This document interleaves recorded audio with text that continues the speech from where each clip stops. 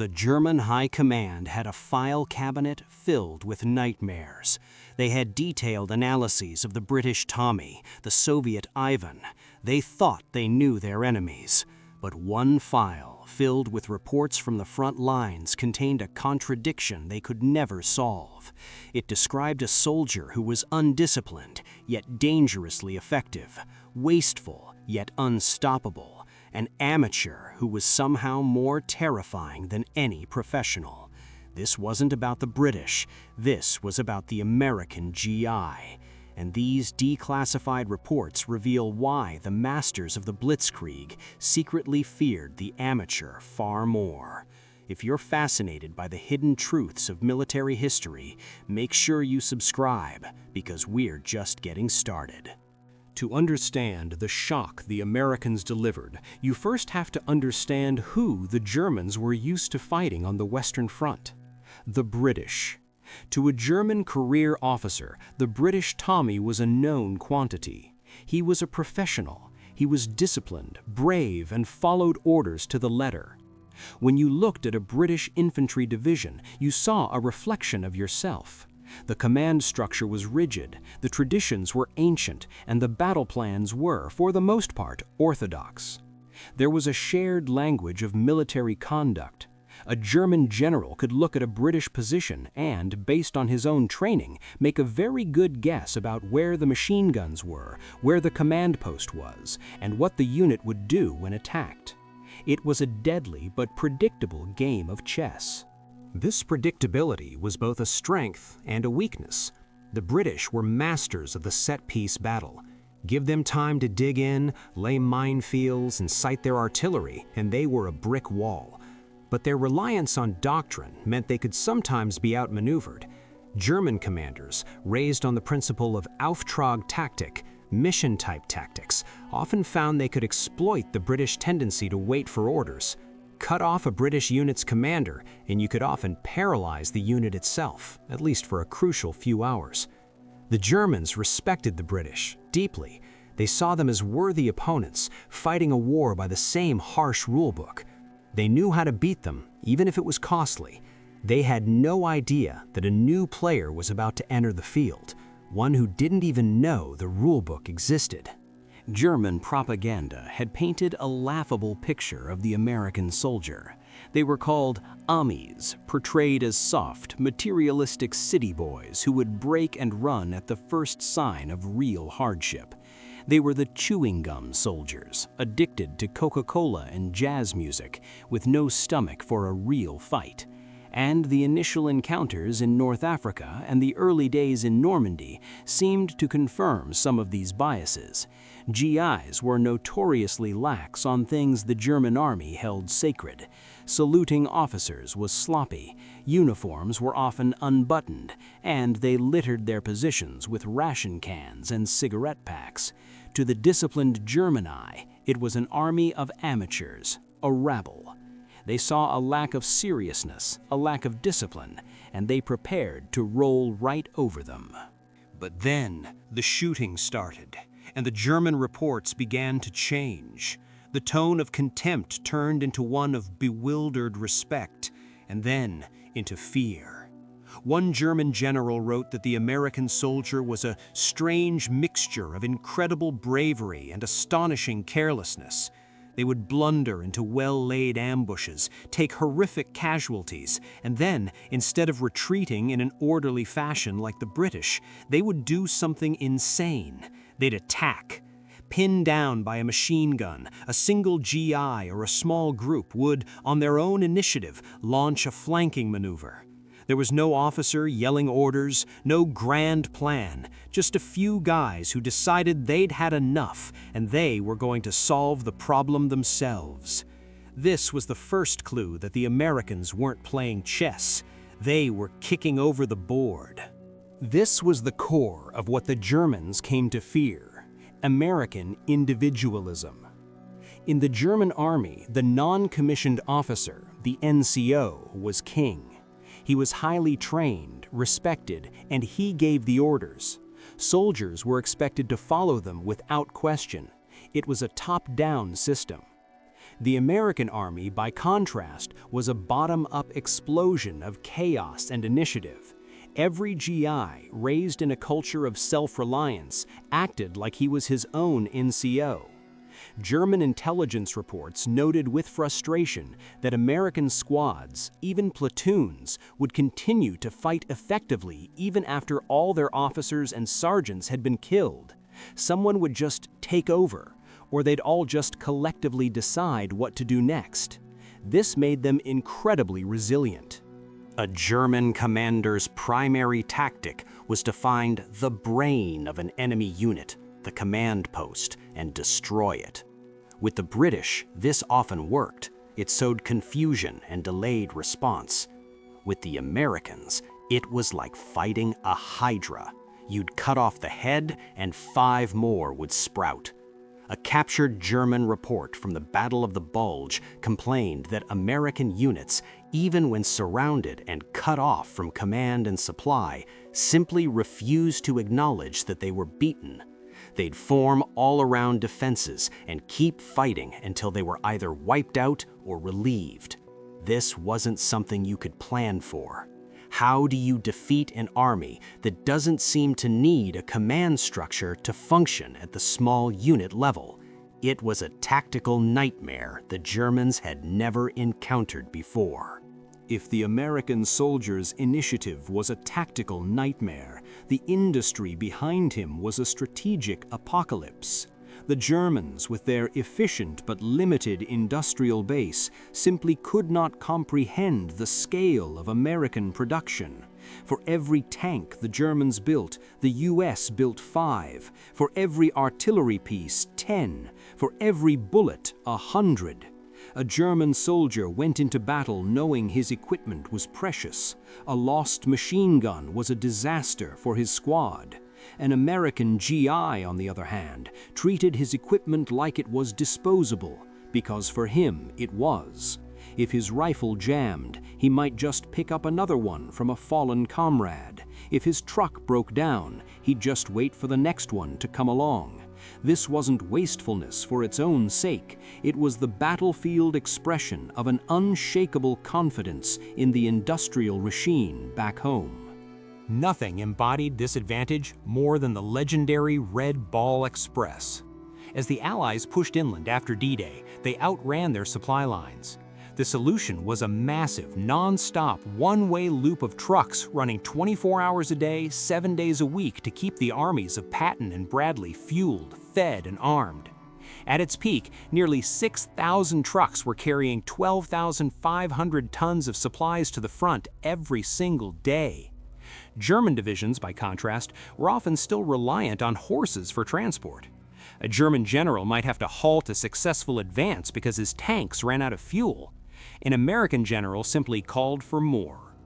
This logistical superiority meant that American units could sustain a level of operational tempo and intensity that would burn a German division out in a matter of days. This industrial might also extended to men and machines. When a German panzer was knocked out, it was often a permanent loss. The crew was gone, the tank was a wreck, and a replacement might be weeks or months away if it ever came at all. When an American Sherman tank was knocked out, a wrecker vehicle would often drag it back from the battlefield that very night. A new crew would be assigned, a new engine or gun installed from a vast depot of spare parts, and within 48 hours, that same tank could be back in the fight. The U.S. Army had a system of replacement that treated men and machines as interchangeable, endlessly replaceable components. For the German soldier, fighting a war of attrition against such a system was profoundly demoralizing. How can you win when your enemy can absorb losses that would completely destroy your own army? It wasn't just guns and bullets. German intelligence was baffled by the sheer amount of non-essential items the U.S. logistical chain carried. Every GI was supplied with cigarettes, candy bars, chewing gum, and even Coca-Cola. While the German Lancer was subsisting on black bread and thin soup, the American was opening cans of Spam and peaches. This wasn't just about comfort, it was a weapon of psychological warfare. It sent a clear message: our industry is so powerful, we can afford to ship luxuries thousands of miles into a war zone. It boosted American morale to incredible heights and had a devastating effect on German prisoners of war, who would stare in disbelief at the wealth of their captors. They weren't just being outfought, they were being buried by a culture of mass production. If logistics was the unstoppable flood, then American firepower was the steel rain that fell from the sky. The U.S. Army entered the war with a doctrine that fetishized artillery above all else. A German infantry division had a respectable amount of artillery. An American infantry division had a jaw-dropping amount, and it was better coordinated, better supplied, and far more mobile. German veterans of the Eastern Front, men who had survived the hell of Stalingrad's artillery duels, wrote home in terror after their first encounter with an American barrage.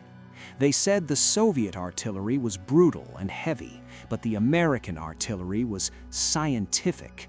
It was a science designed for one purpose: total annihilation. The peak of this science was a terrifying technique called time on target, or TOT. In a normal barrage, you hear the first shell land, and you have a few seconds to dive for cover before the rest of the shells from that battery arrive. With time on target, artillery battalions miles apart from each other would coordinate their fire with split-second timing. They would fire their guns at slightly different times so that every single shell, regardless of its point of origin, arrived on the target at the exact same instant. For a German soldier on the receiving end, there was no warning. There was just a single, continuous, world-shattering explosion that vaporized everything. One moment you were in your foxhole, the next, you and your entire company ceased to exist. It was psychologically devastating.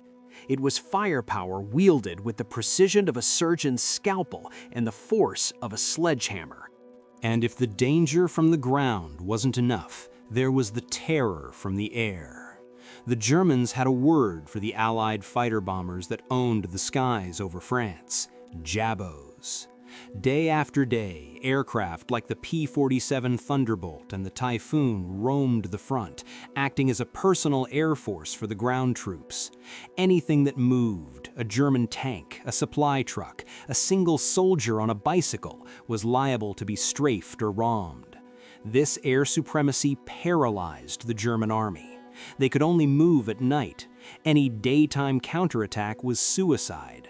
It meant American units could operate with a freedom the Germans could only dream of, knowing that their guardian angels in the sky were ready to obliterate any serious threat that emerged.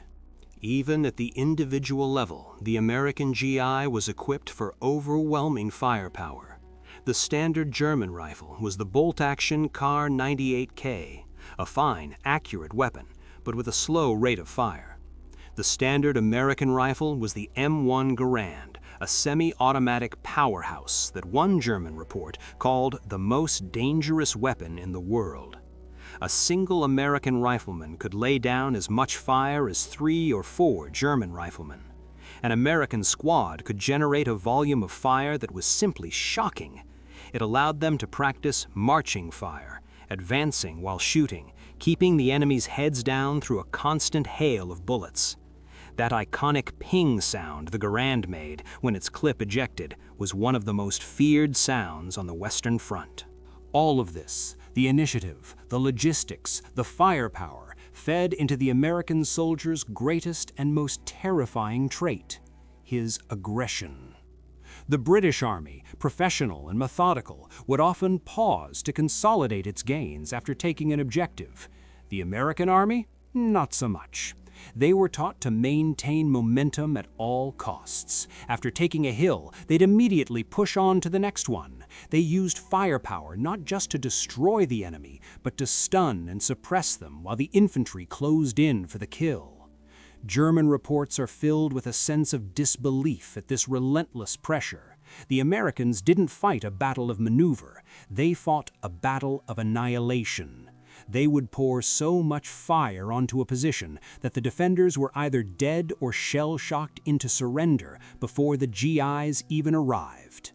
The Germans had perfected a form of warfare in 1940 that was fast, daring, and relied on skill and elan. But it was also fragile. It relied on short supply lines, quick victories, and an enemy who would break psychologically. The American way of war was completely different. It was brutal, industrial, and overwhelming. It wasn't about clever maneuvers. It was about identifying the enemy and then burying him under a mountain of high explosives. It was a system that leveraged the full might of an industrial superpower and placed it in the hands of soldiers who possessed a terrifying degree of self-reliance and aggression. It was a war of attrition, but not the slow grind of World War I. It was attrition at the speed of the assembly line. So why did the Wehrmacht fear the amateur American more than the professional Brit? Because the British played by rules the Germans understood. They were a known quantity. The American GI was an unsolvable problem. He was an individualist who couldn't be controlled by destroying his leadership. He was the spearhead of an industrial machine that could not be stopped. And he was backed by a tidal wave of firepower that defied all previous battlefield experience. The German war machine was built to defeat armies. It was not built to defeat a factory. As one German general, Anton Grasser, wrote after the war, "The American is not a good soldier. He is a good fighter. That is a very different thing." And it was that difference that ultimately broke the back of the Wehrmacht in the West. What do you think was the most significant factor? The logistics, the firepower, or the soldiers' initiative? Let me know in the comments below.